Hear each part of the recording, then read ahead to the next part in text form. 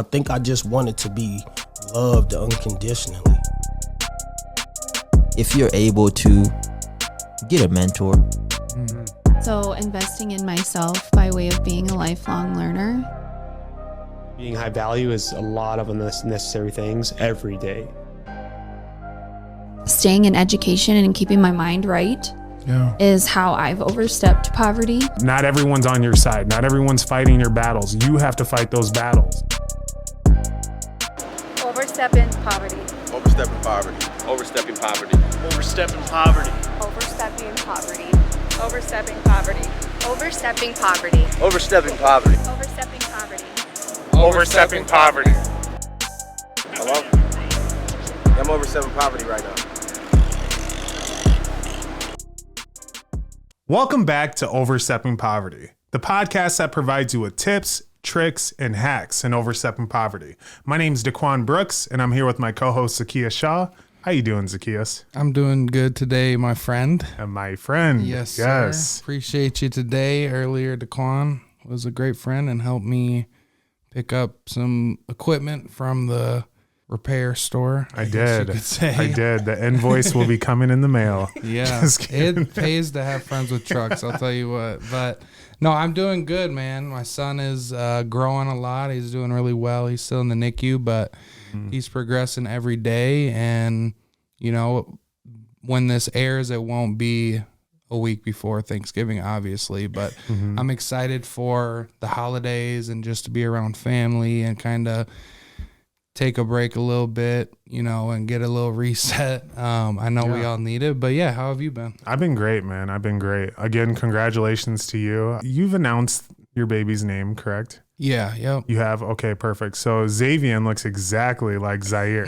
Like, it's crazy. Like these, got their mama's genes. Seriously. I swear. I know a little birdie told me that for them to have more of your male qualities and whatnot and attributes, you need to stress them out while they're pregnant, right? Yeah. I think that's what I was told. I'm just That's what I heard. Right. I said a little birdie. I don't know. I'm not gonna take the advice or anything like that. It's been great, man. It's beautiful. We usually don't see this kind of weather in Sioux Falls, especially this late into the year. Man. It's crazy. I'm loving it. It's crazy. Yes. It's crazy. Yes. All right, let's get into this. So we got another special guest today. Somebody I really recently met within the last few months, but super glad that we got to meet and have been kind of collaborating ever since.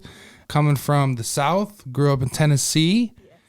She's the assistant director at Augustana University for the diversity, equity, and inclusion. We have the great Tyra Hawkins on the podcast. Welcome.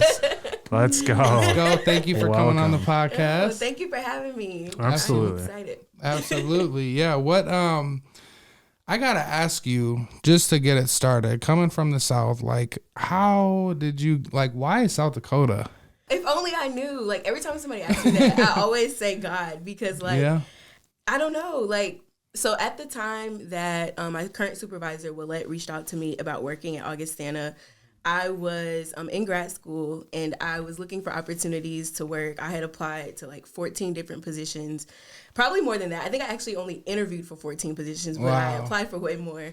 And it just so happened she reached out at a time to where I was kind of like, whatever comes my way, I'll at least, kind of take that opportunity. And so I interviewed with her, interviewed again with another group of people at Augie, and then they brought me down the third time to visit South Dakota and kind of see what everything was like. Yeah. And it wasn't bad. And it kind of got to the point to where I was down to 2 positions out of the 14 that I interviewed for. Yeah. And Augie reached out to me first. And so that's kind of how I got here. Did she have you come in the summer? No, it's so funny. So funny thing. I came in April, but I came the day that I came. They said it was the first time that the sun had came out in weeks. Oh man! I think y'all had just had a tornado or something. I don't know what happened, probably. But the weather was good when I was here, and so yes, I definitely felt bamboozled when I came back to live here. Right. Jeez. That is crazy. Because how long have you been here in South Dakota then? So it's been a little over a year. I moved to South Dakota in June of 2022. Okay. So, yeah. So you got to experience the winter. Yes, the worst winter in history, they said. Oh my God. It was bad. No, I'm still shook. Yeah. I'm scared of this winter because of last winter. But I don't know, because the sun is still out. I'm kind of thinking that this winter might be a little. Yeah, and there's always, I mean, like I said, like in everything, you always have to have that vision. Like, speak this stuff into existence, you guys. I ain't speaking like that there's into existence. Right, I haven't been saying the S word for a long time, you know, just because I'm like, I'm like, I don't want any of that stuff. Yeah, you know. But yes, no, that's great. I'm glad that you came to Sioux Falls and you're acquainted with South Dakota here. I do kind of want to jump in, you know, on more of your background, because coming from Tennessee, that's a whole different playing field there, you know. So I just want to know exactly how you grew up, you know, what kind of inspires you, you know, what brought you to here, to this, you know, lead us up to that. So I was born in South Carolina, actually. My mom and dad were both in the military. So we kind of moved around a little bit. When my parents separated, though, my mom, my younger sister, and I all moved to Memphis, Tennessee to stay with a family friend. How old are you, if you don't mind me? I was like 8 at that point, yeah. Okay. And then a couple years after that, we moved to Jackson, Tennessee, which is where my mom was born and raised and where all of my family is from her side. And we pretty much stayed there up until the point that I went to college. And during that time, we were in church a lot. From what I understand, my great grandma was deep in the church, and so she raised my grandma to be deep in the church, and my grandma raised my mom to be deep in the church, and so we grew up kind of the same way. Yeah. Up until the point that like we were almost at church every single day, on the usher board, in the choir, helping out with events and things like that. And I think just that helper spirit kind of like came over me to the sense that like I grew up always wanting to like help people too. In school, I was involved in pretty much everything.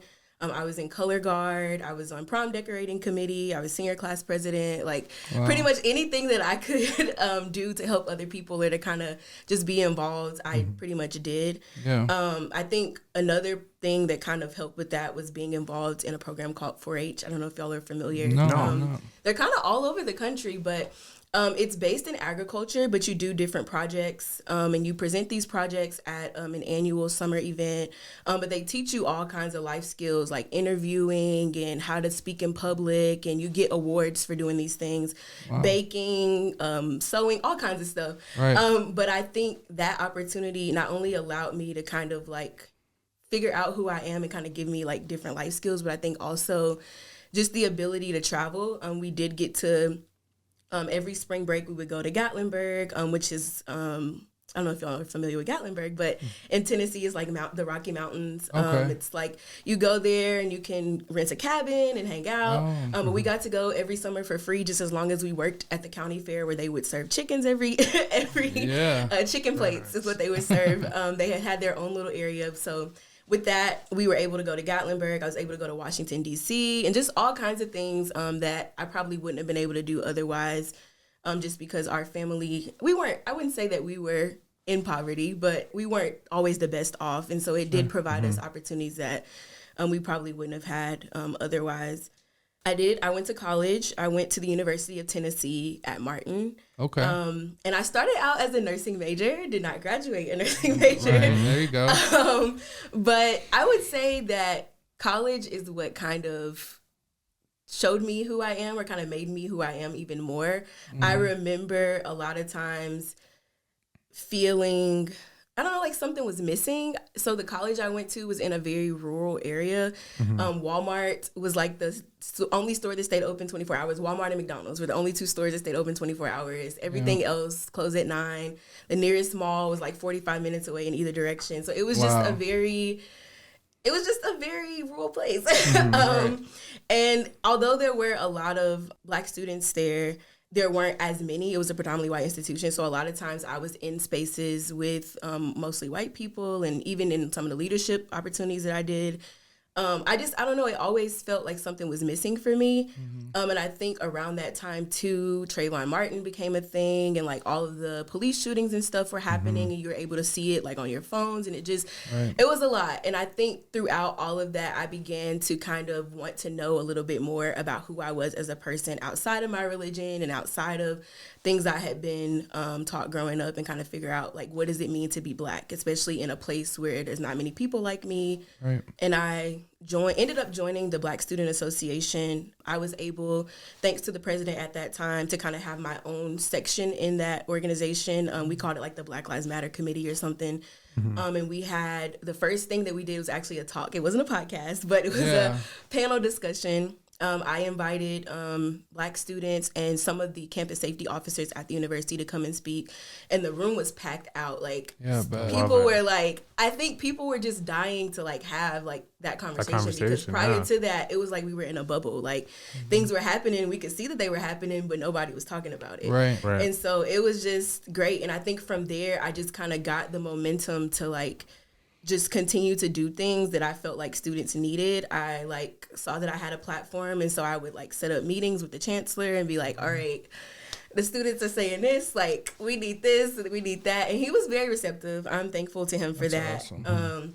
And I worked with some other members in the Black Student Association to kind of help make change on our campus. And I think when I decided to go to college for grad school, I think that's kind of what made me want to get involved. I got my master's in higher education administration because of all the success that I had as a student leader in undergrad. Yeah. So now I'm doing diversity work. Yeah, absolutely. Basically, which is where I found my passion in college. Yeah. That's really cool. I want to go back a little bit to, because we'll get to a lot of those topics. I want to get back to, as you're growing up, you know, you mentioned, you know, you weren't in poverty by any means, but your family didn't have buku bucks or whatever it was. Can you think, well, at that time, was your mother a single mother during that? At your base, a lot of your youth, she was. So can you think back to some of those times where maybe you're a teenager and you guys are going through those times? How do you feel like you got through a lot of those tough times? Was it going to the church and prayer, or was it the organizations that you were so active in? Can you kind of touch on those things? I think it was that, but I think also my mom, she wasn't the type of person, and still isn't the type of person that is like a woe is me type of person. And so a lot of times I don't even think I realized how bad off we were because my mom never showed that. Like, when I tell you making a way out of no way, that woman like is so resourceful to the point that like I'll never forget, for instance. So when we were younger, we went to the YMCA and they had like summer camps and things like that.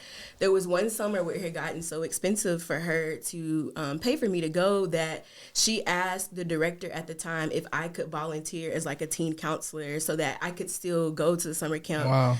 And they let me do it. And so they also allowed me to still kind of participate in like, because there was a teenage group. When they would go on like their trips and things like that, they would still allow me to go along with them if I was free. But like, that's just one example of like how she was resourceful and kind of like didn't let what we were going through, what she was going through, affect us still being successful and having like opportunities. Yeah, so that's really cool. I think that was the biggest thing for me. And I think it just kind of shapes how I do things too. Yeah, for sure. Probably without you even knowing. Yeah, right. Absolutely. I want to ask, I mean, obviously from the time that you were actually going through it and to now, you've learned a lot, you know, in between then. I mean, as you look back now and you really visualize how strong your mom was, what are some of the things that you've taken from her that you feel help you move forward in life today? I think I say all the time, definitely being resourceful, just in the sense of like, I may not always have the most money. I may not always, you know, have all of the nicest things, but I have connections. I know people. And a lot of times just being in the right place at the right time or just knowing a certain person has like elevated me in ways that I wouldn't have even known. I think about, for instance, earlier I was just sharing with you about a project we're doing, the We the Change project that we're doing with our Journey Scholars right now. And then you were telling me about an opportunity that y'all are doing, and just right there, like we've made that connection. But I think just in general, knowing people, I think also there have been times where like when I was in undergrad, for instance, I worked as a resident assistant in the residence halls. And when I graduated undergrad, I was like, I don't know where the heck I'm going to live. I don't know what I'm going to do. But because I had that experience, that in itself kind of provided me a place to stay. When I did go into grad school, I was able to be a graduate assistant. And so I worked, not only did I live in the residence hall on campus, but I worked there and they gave me free cable, free food, free rent. Like I didn't have to do any of those things.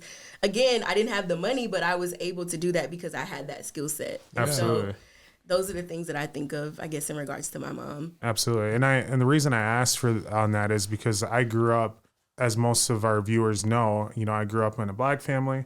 Then I grew up in an all-white family and whatnot. And I noticed just as far as living with a single mother, and I know that she took on so much.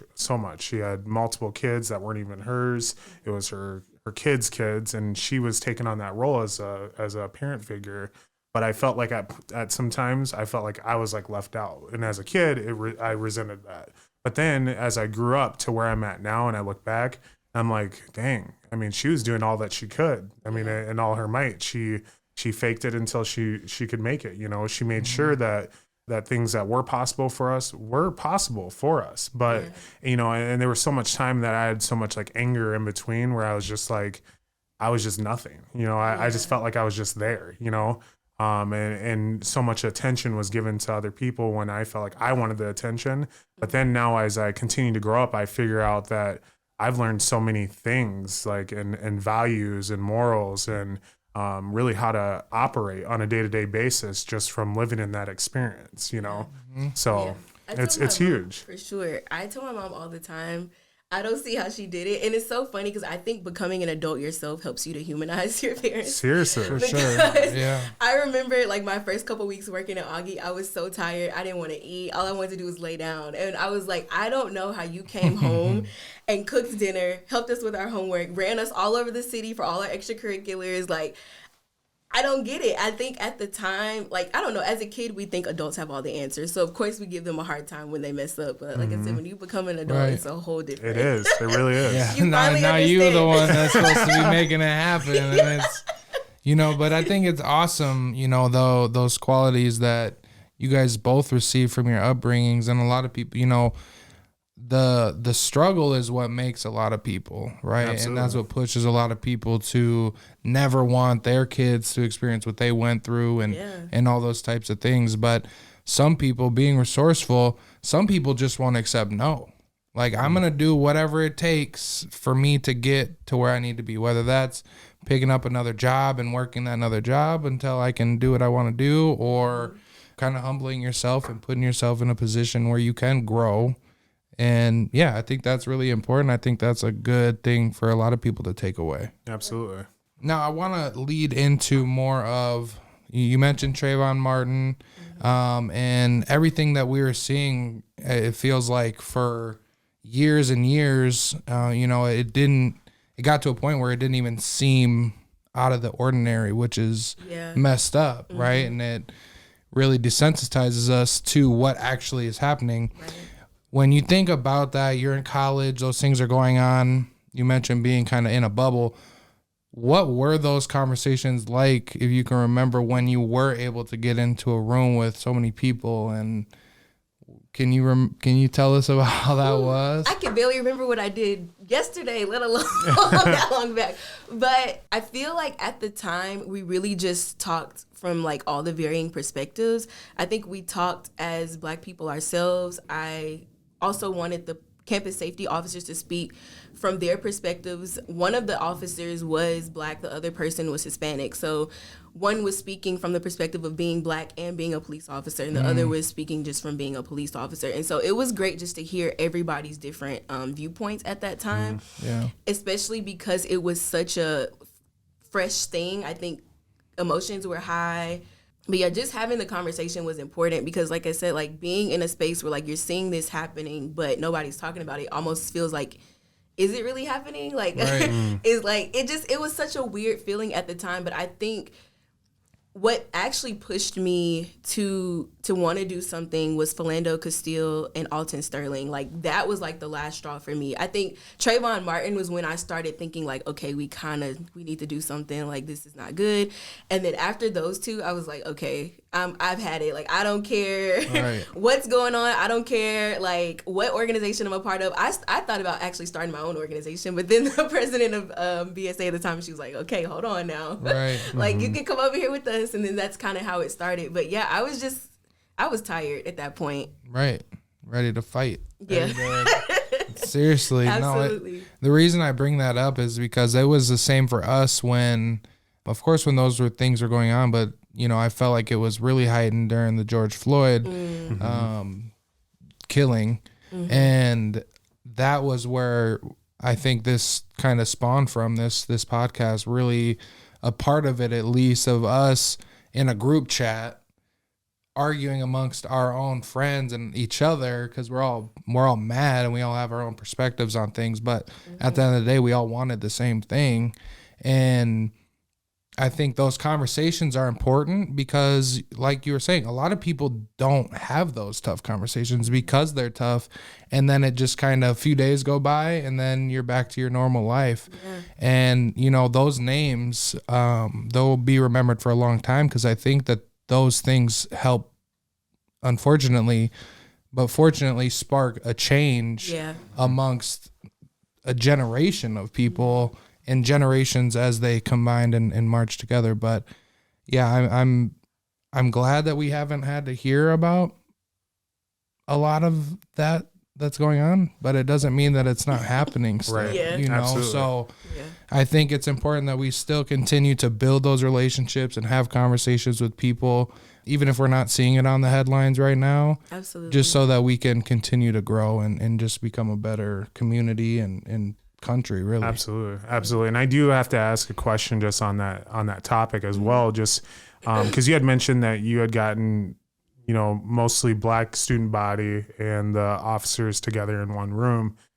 I just want to know, was there at any point in time that you guys had conversations with any of like the white students or any of the other students as well? So with that event, we got a mixture of students to come out. And we actually teamed up with some of the professors to encourage their students to come as well. But beyond that, so that actually sparked like a slew of other events that we did. And we followed up around the time that President Trump, I can't remember if he had already been elected or I think he had already been elected and he was in office.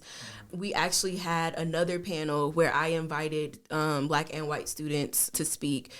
And we talked about some of the things that were happening at the time and like how it feels and just controversial things that were being said and things like that. And so there was always opportunity for other students to speak as well. But I think it started out just with like the police brutality and kind of wanting to know what the black students wanted to. Absolutely.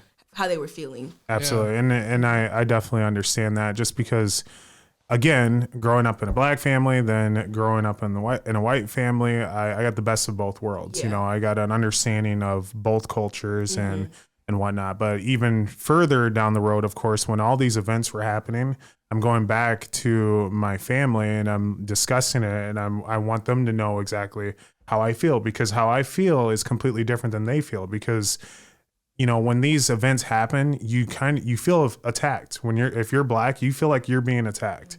Now, on the other end, as far as like anyone that's not black and they're not talking about it, I know that a lot of our friends felt like if they're not talking about it, then they're the issue. And I'm like, well, no, that's not how it works there. It's on us to also to bring up these conversations and allow them to give them their opinion, because I know that once they start to give their opinion, and if it wasn't asked from by one of us or anything, then all of a sudden, then they're like, well, why are you even talking about this? You have no right to talk about this. Like, you know what I'm saying? And so it's such a mixture of different feelings and different like anger and just too many emotions and whatnot. And I finally was able to realize it when my father-in-law, he had sat me down, and not even sat down. We were sitting down as me, my father-in-law, and my wife. And we sat down, and he just comes out. He's like, listen, I have to ask a question, and I don't want you to feel offended when I ask this question, but I really want to know. And I'm like, gosh, what does this have to do with? And he's like, can you tell me like your side and your opinion on everything that's going on? Because I want to understand. Yeah. And I'm like, well, shame on me for not even just sitting you down and asking you the exact same question. Yeah. Because it's on us to understand each other. That's how we become better humans. Yeah. And that's how we become, that's how we take away from this fighting and the blame and it's on you, it's on you, it's on you, it's on us, it's on all of us, So that's why it was a long description on why I asked that question, but it's important. It's just very important for us to have these conversations with everyone. So I agree. Still. For sure. Absolutely. So with you doing diversity, equity, and inclusion here at Augustana University, and kind of the background that you had with going to school down in Tennessee, what is the difference, or is there a difference that you see when it comes to the topic of diversity, equity, inclusion in a place like Tennessee and then a place like Sioux Falls? I know it's a big question. Yeah. It's hard because I feel like in a lot of ways it's very similar, actually. I will say there are differences because Southern culture is obviously different than Midwestern culture, which I will say Southern. I don't know. Coming to the Midwest has made me feel like when people say Southern hospitality is a real thing, like they talk about how nice Southerners are, I'm like, yeah, they were right. But right. But Seriously. In regards to like diversity, equity, and inclusion, I think there are a lot of similarities, especially when I compare like my college experience to the experience of the college students at Augustana. I feel like, I don't know, I just think that there is a lack of understanding all across the board when it comes to diversity. Sure. I think because diversity has become such this buzzword that people they get caught up more so on, we have people of color in this space, we have people from this identity in this space, but the part of actually like making those people feel welcome, making them feel included is always lost upon people. And I felt the same way as a student at my undergrad. I loved that place for the opportunities that it gave me, but there were a lot of times where I was like, you have me here, but I don't feel like you want me here, and I don't feel appreciated by you. And I think that a lot of times, again, institutions will do all they can to bring people into a space, but they won't necessarily make them feel like they should be there because they're not offering them certain resources or, things that people need to thrive in that space. Right. Yeah. I know that was a tough question too, kind of putting you on the spot like that. So apologize about that, but like you're trying to get me fired. No. The reason I asked though is just because of like kind of what you said. It is just different cultures. You know, down south is a different culture than it is here in South Dakota, and I mean even in South Dakota you're going to get different cultures depending on where you're at. Same with Tennessee. So lack, I guess you could say, of diversity at a school like Augustana, was it similar to the school that you went to? Yeah. Yes. Okay. So we had like 3,000 students, if I'm not mistaken. I think they might have said 5,000, but that might have also been, we had a couple satellite campuses, so they might have also been including that. But when it comes to the racial makeup, I think we might have had more Black students than Augustana, but it still was slim to none compared to the overall number of white students on campus. Okay. Yeah. Is that something that they're wanting to bring in more diversity that you're aware of? Or like, can you talk about, tell us about what you do with Augustana and kind of that role and kind of the purpose of it, I guess. Absolutely. So I am the Assistant Director of Diversity, Equity, and Inclusion at Augustana. I work with Willette Capers, who is our Assistant Vice Provost of DE&I. Prior to me, she was like a one-woman band. She was doing everything by herself, which I'm barely making it a lot of times, so I don't know how she did that. So kudos to her. But we basically work together to try to bring more diversity to Augustana. She works with the faculty, staff, and administrators. She works on the strategic plan and really just to try to bring more institutional change. I work more with the students, so I do a lot of recruiting. I also run the Journey Scholars Program, which is a program for domestic students of color. It is a scholarship program where we finance any unmet need the students have, but we also just try to give them a sense of community on the campus and also try to provide them with leadership skills to kind of just help them grow. I'm also over the affinity groups, and so that is Black Student Union, African Student Union, Asian Student Organization, La Union Hispania, Gender and Sexuality Alliance, Native American Student Association, and Augustana International Club. Wow. And I basically just kind of oversee them and kind of give them any support that they need. I plan programs and events for the university. We also have a diversity advocate certification course that Willette crafted that basically teaches people about different areas of diversity and how to be better advocates. And I teach the intersectionality part of it, which basically brings all of our identities together and kind of show how we can be discriminated against, but also how we can support people with varying identities. Yeah. I do a lot of things. Yeah, like no joke. the whole list of things that she's running through. I'm sure I'm forgetting something. I also have we were talking about earlier, but it's not really a podcast. It's a vlog. It's a food vlog. Cooking Across Cultures on the Road, where we go to different cultural restaurants in Sioux Falls and learn about the culture, learn about, what inspired them to open the restaurant, and we get to eat some good food, which I love to do. Absolutely. But yeah, we do a lot of stuff. That's awesome. What was that transition like as you started to actually engage with students once you got to Sioux Falls? It was easy. I love students. Like I don't feel like an old lady myself, and so I don't feel like it's easy to I don't feel like it's hard to talk to students. I think my biggest struggle and what I think has been a lot of me trying to overcome imposter syndrome is the being in front of my colleagues and other people and having to teach. I hate teaching. I don't like teaching at all. I am more of an intimate conversation person. I don't like standing in front of people, being the center of attention. So I think that part of it is what has been the hardest. But the students are probably the easiest. They literally make my day when I see them and I get to talk to them and interact with them. Yeah, that's awesome. That's good. And I just want to ask more on the Journey Scholar program there, just because we had the opportunity to sit in on one of the first meetings with Augustana this year. And when I came in there and I saw all these students come in, I'm just like, wow. I'm like, why doesn't University of South Dakota, why didn't they have something like this, And I'm sure there's plenty of universities that possibly do have it, or they just don't have, or they do have it and they don't talk enough about it, or they just don't have it. So I just want to know more about the Journey Scholar program that you guys provide. Yeah, I honestly cannot take all the credit. Willette actually started the program, I think 5 years ago. And I believe she said when she started it, she had no idea what she was doing. She just knew she had a group of students and she needed to do something with them. Yeah. And I think the following year she ended up, first of all, I think the first year there was somewhere between maybe 20-something students, if that many. I think it might have been 13 or something like that. I can't remember the exact number.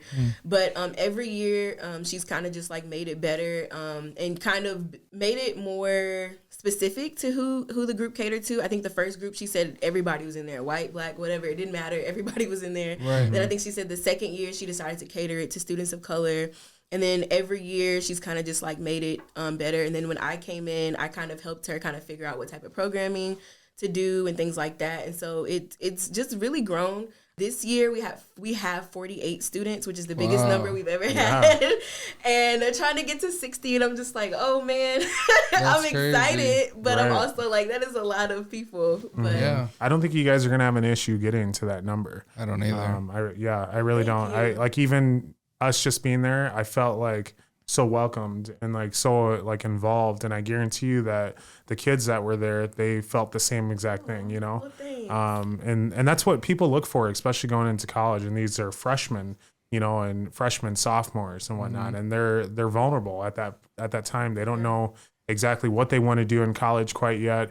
Some of them don't even know if they truly want to be at college, it's just something that they heard that's something you're supposed to do after high school. So they're figuring themselves out, and you guys are helping them combine with each other to truly figure themselves out, which I think is great. So, and at the same time, connect them to people in the community. Absolutely. A lot of them may not even be from Sioux Falls or even from this area. So to have people come in, CEOs of big companies were there to be support for these students. So I think it's really cool just to kind of bridge that gap for people and, can continue to promote that DE&I and all that. Cause it was really cool. I felt honored being there talking, cause I'm almost that imposter syndrome. It's Right. like, yeah, we here. We here too. You see us. Yeah. You know and what I I'm think saying? that's important because I feel like a lot of things seem impossible until you see somebody like yourself that's doing it. And I think that was important for me when it came to like kind of putting things together in the program, is like making sure that they know there are other students on this campus that are doing the same things that y'all might want to do. There are people in the community who look like you that are doing the things that you want to do, and just kind of giving them that sense of hope. Yep. Right. Absolutely. Well, I have to ask, and this is just a thought I'm thinking of now. When you were deciding who to bring to that or invite, why did you decide to invite us? I honestly was just thinking about all of the people that I had met in the community that I felt like were doing something positive. I think a lot of times when people think success, they think people in suits. They think like all of these things that really can be success, but that's not success, I guess, depending on how you look at it. They kind of put a monetary value behind it. And I think, like, if you're, with what you're doing with your podcast, you're reaching people, you're talking to people, like, you're giving a voice and a platform to people who may not always necessarily have that as people of color. And so I just kind of wanted them to see that there are different ways that you can use your voice. There are different ways that you can, you know, be impactful in the community. And I just wanted them to be introduced to more than just people in nice suits. Yeah. Right. No, it was great. It was really great. Our next question that I do have for you before we kind of get into our next part of our episode here is just going to be more of what you say you would say your day-to-day activities are, you know, kind of what exactly in Augustana, because most people are going to listen to this and they're like D&I, you know, what is that? Of course, then they're going to Google it, figure out what it is, and they're going to try and figure out exactly what your role is on there. So I just want to know what exactly is your day-to-day activities there. Take us through a day of your life. That's hard because no day is the same. And I think that's what I love about my job so much. Like some days I'm at my desk all day typing emails. Some days I'm like out in the community. Just last week, I was in Minnesota for pretty much the whole week. We went to a college fair. It was the Minnesota Association Counselors of Color. So the schools that we went to had high diversity rates. They had a diverse number of students. And so that whole week we were bouncing around Minnesota, going to different schools, telling them about Augustana, trying to get them to come there. I do a lot of planning for the events and things that I do. Willette and I get to go to a lot of conferences. Yeah. This December, I'm actually going to Amsterdam, London, and Paris. I'm so excited. I am leading a study abroad course in January of 2025 with another professor, Dr. Spencer Sorelli. And our course, I always forget the name. It's like Black Joy, Thriving in Resistance and something. I can't remember.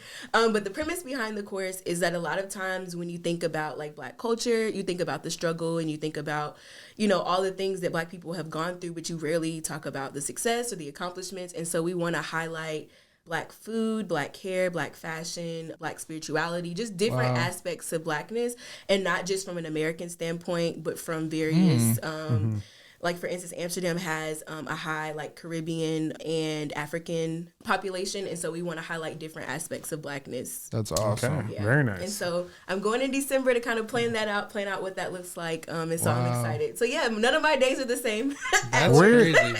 Where do you find the time for yourself? I mean, it seems like you're just, That's a good question. you're always running around doing something, you know? Yeah, that's a good question. She said, I still have to figure that out. When I shower, No, really, but it just depends. I think some days I do get to the point to where I'm like, okay, I can't.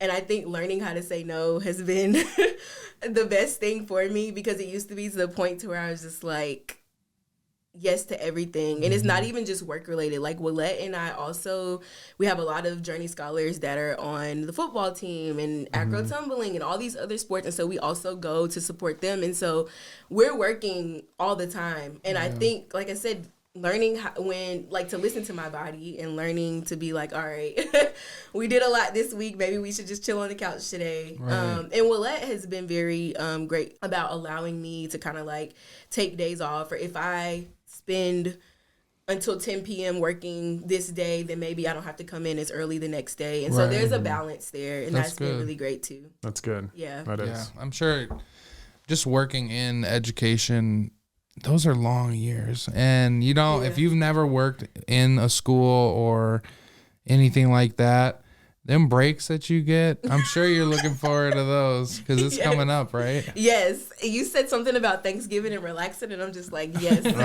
Most times I'm thinking about the food, but this year I'm thinking about the relaxation. Will you get to go home? Do you get to go home very often?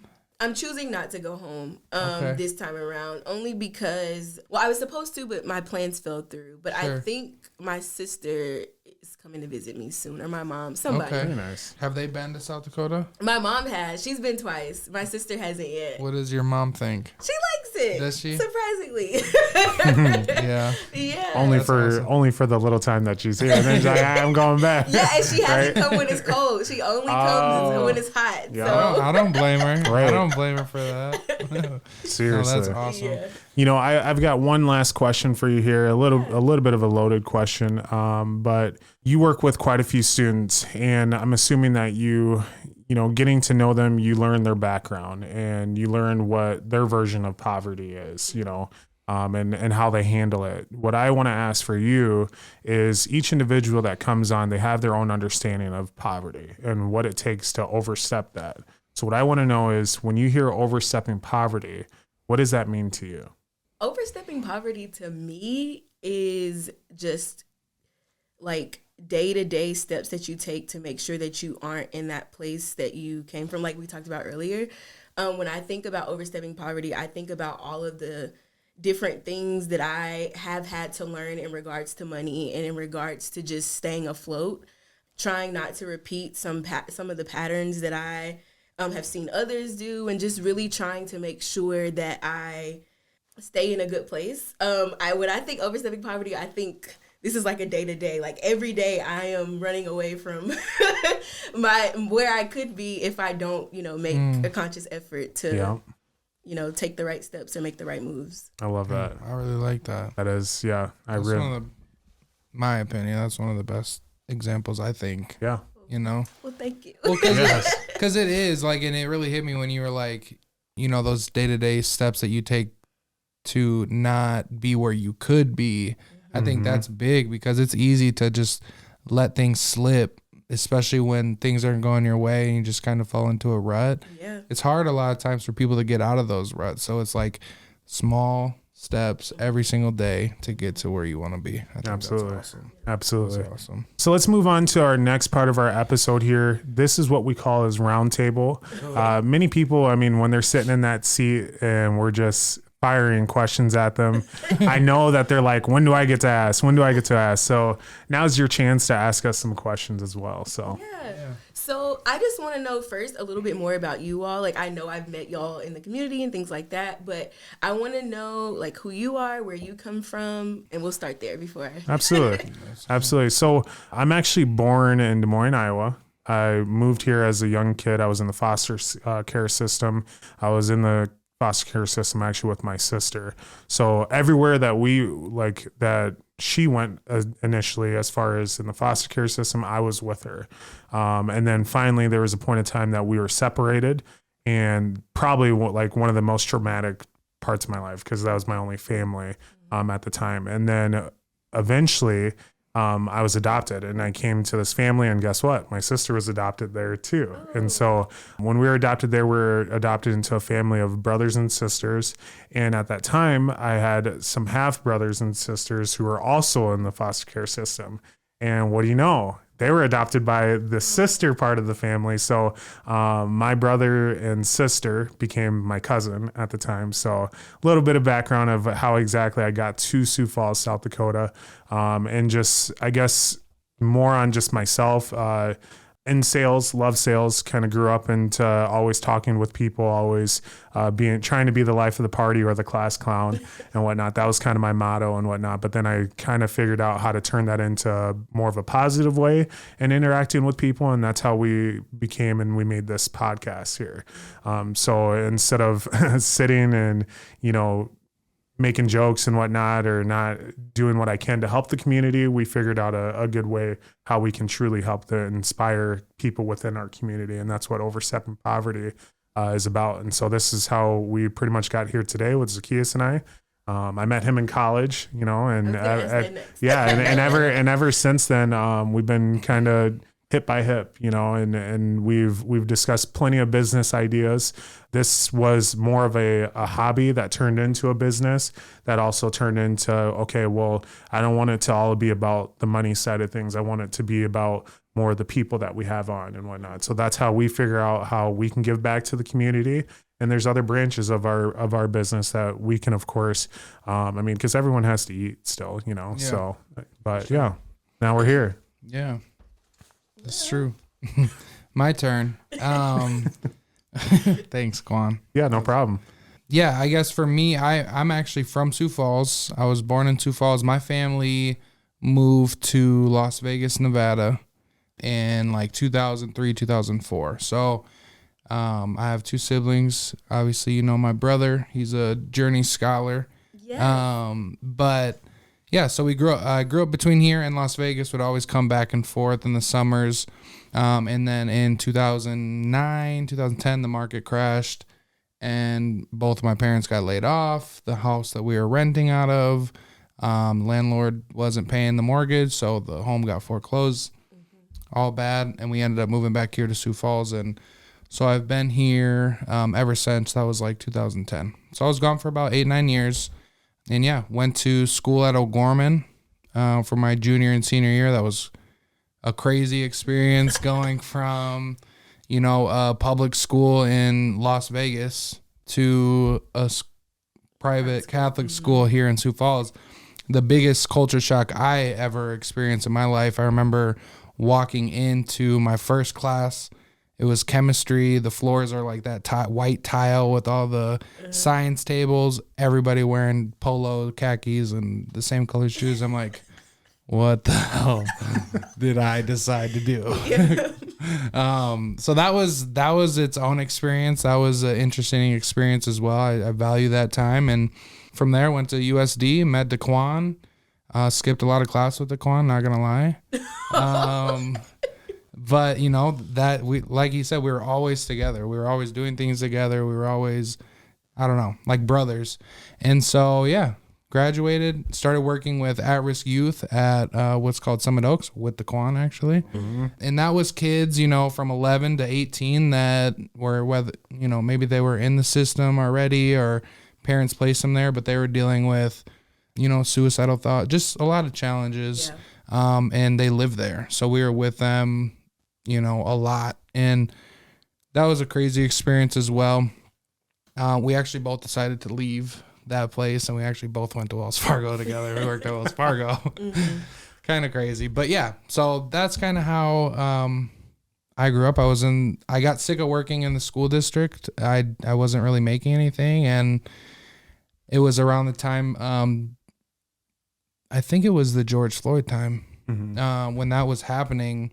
I'm working in the school district. I'm making like $1,600 a month. I ain't making nothing.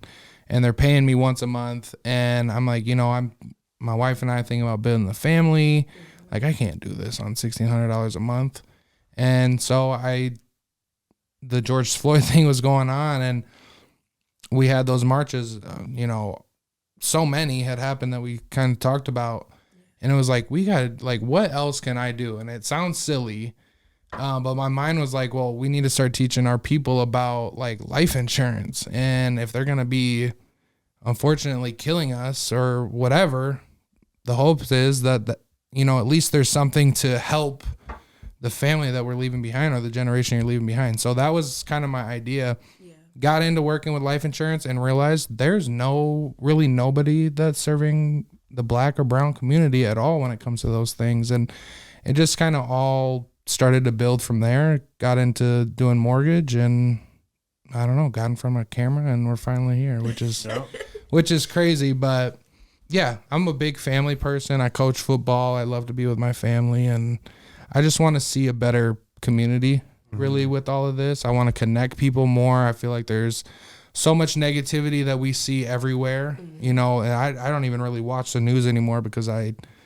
just can't, you know, and it's like, we can push this type of stuff, you know, and like real conversations with real people. It doesn't have to be groundbreaking. Mm-hmm. It's just getting a perspective of like, oh, Tyra I watched the episode on Tyra. She's at Augustana and she's doing all these things. That's so cool. And then maybe they'll be like, hey, I've seen you before. And it just, builds connections with people. So, yeah, long answer for both of us. No, you're good. But, so why the name Overstepping Poverty? Like, what about what you're doing kind of like fits under that? Absolutely. So it's quite simple, actually, the way that it was thought out. And that's because in any situation when someone hears poverty, the first thing that they think of is like broke. You don't have any money.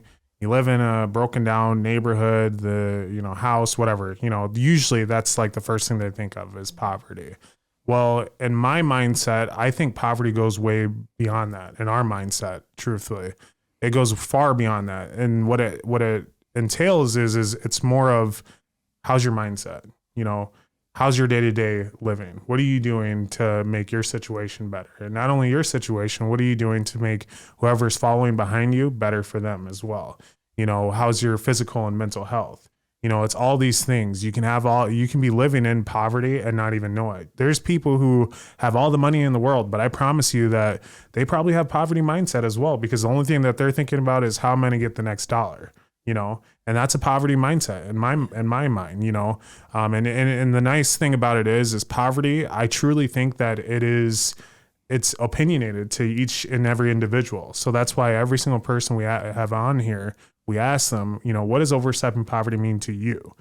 Because it's more personalized to you, because how you think of what poverty is and what I think of poverty is, it can be completely different. But I know that when you give that answer, someone else who's listening or watching this, they're going to be like, wow, you know what? Poverty means the exact same thing to me. And I see what you're doing and how you're staying afloat and how you're bettering yourself and how you're bettering your community.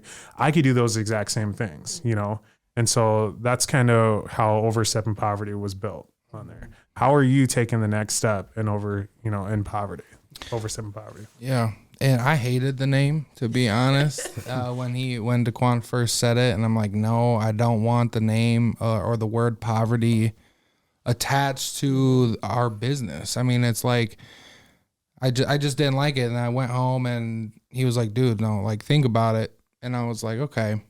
I started to think about it. And somebody I listened to a lot, especially when I was like first getting into like self-development, was Bob Proctor. And I don't know if you know who that is, but I suggest you check him out. He's an old white man on YouTube, and he has like gold information. Like, and it's all about how it's all in your mind, right? So like someone will say to him like, I'm broke or I'm poor. He's like, you're not broke, you're rich, you're just short of money.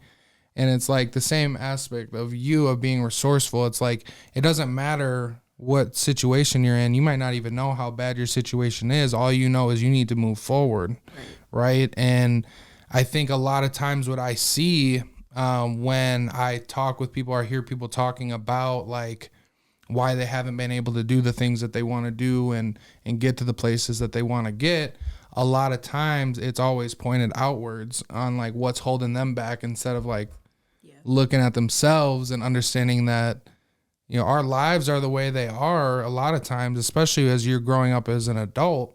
Your life is the way you are, or it is because of the things that you're doing, the things that you're not doing. When we talk about mental health and we talk about lifting as we climb, bringing the people up with us, like as we grow, we want to bring people with us. And I think it's easy to look at like Overstepping Poverty, the name, and think of one thing or whatever, but I think it's so much bigger. Like it's a huge picture to where like the things that we're doing or maybe we're talking about right now, we might not even know who it's going to help or how it's going to help somebody, but maybe it will help them take that step and just move forward. You know what I'm saying? Absolutely. So it's subjective to everybody, but that's really kind of where it comes from for me and for Daquan, I would say. It's interesting you say that because I've been struggling to kind of instill that in my students. I'm finding that a lot of, and I don't know if it's a generational thing or what, but a lot of the students I encounter have this like sit around and wait mindset where it's like they're thinking that things are going to come to them, or it's like, oh, well, I can't because of this. And it's like, okay, but aside from that, like what can you do to change this thing? And it's like, it's not clicking for them. And I don't know what to say to kind of push them forward. Right. All I can think about is how I was when I was younger, and I never thought that I would turn into the back in my day type of person. But I don't know. I don't know if like the drive that I experienced, especially like I said, when I was in college, or just in life in general, that it's like I don't have this, but I do have this and I can use that. I don't know if that's like something that is innate. Yeah. Can it be taught? Like, and if it can be, like, how do you teach that to somebody? You know? You know, and that's something that can be taught. But at the end of the day, if a person does not want to do something, they're not going to do it. You can't make them do anything. So you can give anyone all the information in the world, but at the end of the day, how they utilize it is completely up to them. But one thing that you'll see is as you continue to teach and you continue to preach, how to do better for themselves, it may not click right away, but then all of a sudden 3 years down the road, you'll see them and they're like, Tyra, you remember that one time that you told me this? You know what I'm saying? I'm serious. Like, you remember that one time you said this, and I know I probably sat there and you probably looked at me like, what are you gonna do? But listen, like it finally resonated, and everything that you said, it helped me and it gave me the push, and it all makes sense now. But that's what it is. It takes time for them to really click, and sometimes what happens is it has to be a negative situation. Because most of these people are waiting for these things to come to them. Well, they're going to surely realize that if you want something in life, you have to go out and get it, period. And if you continue to wait, and nothing's going to come, then all of a sudden you're going to have that poor me attitude. And then when you're really at your low, that's when truly that inner grit, that no matter what, that dog that I'm going to fight no matter what. Like that's when that comes out, and it brings out an entirely different person. And then you become Daquan Brooks. Seriously. Seriously. I'm just saying. That's how it went. I just told my whole story. I don't even got anything to say after that. I'm playing.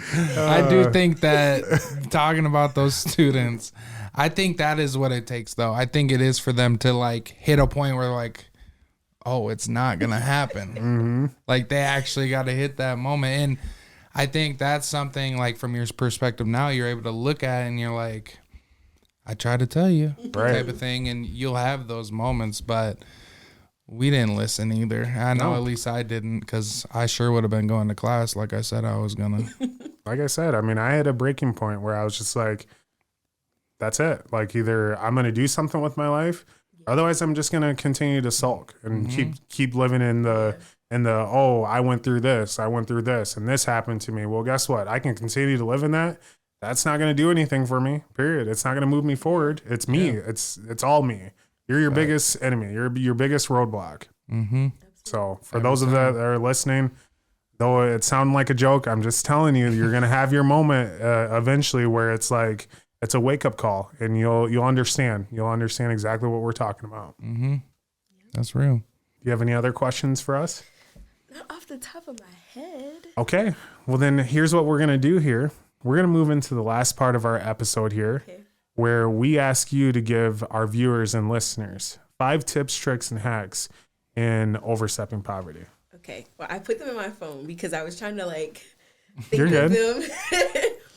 Okay. So the first one I have is save. I put save, and the letters keep getting capitalized every time. But if I knew how expensive the world would be, I probably would have started saving when I was like 2. Only because, like I said, everything is so expensive. And I think a lot of times we have this mindset of like, oh, I can spend this, I'll make the money back. But then once the money is gone, I know there have been a couple times where I was like, dang, if I would have kept that money that so-and-so gave me, or if I would have kept this or kept that, I would have this much right now. So I would say 1 would be save. 2, educate yourself about budgeting, investing, stocks, all of that. I didn't learn about all of that stuff until I got to grad school. I went to a conference, and they were teaching about money skills and credit cards and things like that. When I was in high school, we did like a 6-week course over money and things like that, but nobody's thinking about that type of stuff in high school. And then for 6 weeks, that's not like enough time to really instill it in you. So I would say if you can educate yourself on budgeting, investing, all of that stuff, it will help you and your money will go so much further. Yeah. Spend wisely. And I said you don't need a new outfit for every event. I'm just speaking to myself. Talking about overstepping poverty each and every day. I have to tell myself I don't need a new outfit for every event. You can mix and match. DIY is also my best friend. Like, you like to look nice, but a lot of times things are expensive, especially if you're like me, you like to get your lashes done, your nails done. DIY is cool sometimes. Yeah. Number 4, be resourceful. Use what you have to get to where you want to go. Networking is huge. Knowing the right people can get you a lot further sometimes than any money will. Skills and talents, use your skills to your advantage. There's always opportunities out there. There are programs that people offer that will pay for you to do things. There are grants. Google it. I'm sure there's something out there for you. And then the last one is take risks. And I say that because a lot of times people ask me, like y'all did, like how I got to South Dakota. And I remember in that time, I was, like I said, working as an RA, so I didn't have to pay bills. I didn't have to worry about my food or anything like that.